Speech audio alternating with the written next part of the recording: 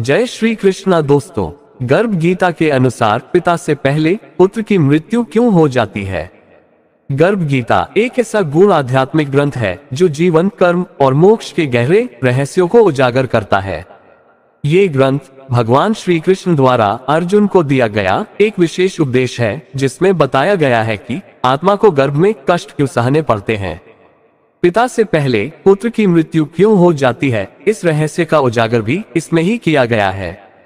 गर्भ गीता एक ऐसा ग्रंथ है जिसमें आत्मा के जन्म मरण के चक्र, गर्भ में आत्मा की स्थिति और मोक्ष प्राप्ति के मार्ग की व्याख्या की गई है। गर्भ गीता में बताया गया है कि आत्मा को गर्भ में कष्ट और उसके पूर्व जन्मों के कर्मों का परिणाम होते हैं। इस ग्रंथ में जीवन और मृत्यु से जुड़े कई रहस्यों का उजागर किया गया है, जिसे जानकर व्यक्ति अपने कर्मों की गहराई को समझ सकता है और मोक्ष की दिशा में अग्रसर हो सकता है। ये ग्रंथ आत्मा की गर्भ से लेकर मोक्ष तक की यात्रा को विस्तार से समझाता है। गर्भ गीता का अध्ययन क्यों चाहिए। गर्भवती महिलाओं को गर्भ गीता का पाठ करने की सलाह दी जाती है, क्योंकि इससे उनके गर्भस्थ शिशु पर सकारात्मक प्रभाव पड़ता है। ये शिशु के मानसिक और आध्यात्मिक विकास में सहायक होता है, जिससे वह संस्कारी और सद्गुणों से युक्त बनता है।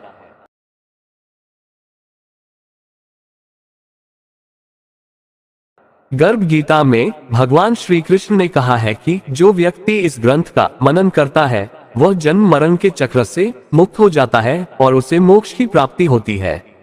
ये ग्रंथ व्यक्ति को आत्मा की वास्तविकता, जीवन के उद्देश्य और ईश्वर के साथ संबंध की गहराई को समझने में मदद करता है।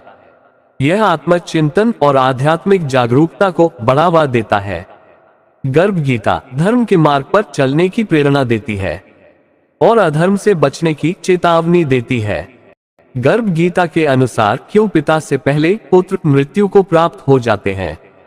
गर्भ गीता के अनुसार यदि पुत्र की मृत्यु पिता के जीवन काल में हो जाती है तो इसके पीछे विशेष पापों का प्रभाव होता है। गर्भ गीता के अनुसार जो पुत्र अपने माता पिता का ऋण नहीं चुका पाता है तो यह माना जाता है कि वह माता पिता से पहले मृत्यु को प्राप्त हो सकता है। इसके अलावा पुत्र के अशुभ कर्मों का प्रभाव भी उसकी आयु पर पड़ता है। इसके अलावा जिसके पिता कर्ज लेकर कर्ज लौटाते नहीं, या फिर जो कभी दूसरों को यातनाएं देते हैं या उनके साथ बुरा करते हैं, उन्हें अपनी आंखों के सामने अपने पुत्र या संतान की मृत्यु देखने का कष्ट भोगना पड़ता है। गर्भ गीता ये भी सिखाती है कि हमारे कर्मों का प्रभाव न केवल हमारे जीवन पर बल्कि हमारे परिवार और संतानों पर भी पड़ता है। इसलिए धर्म, सत्य और ईमानदारी का पालन करना अत्यंत आवश्यक है।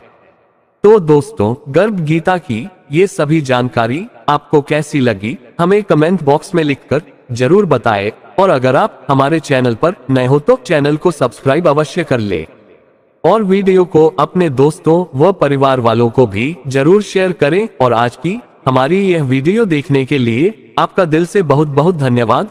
बोलो जय श्री कृष्णा, राधे राधे।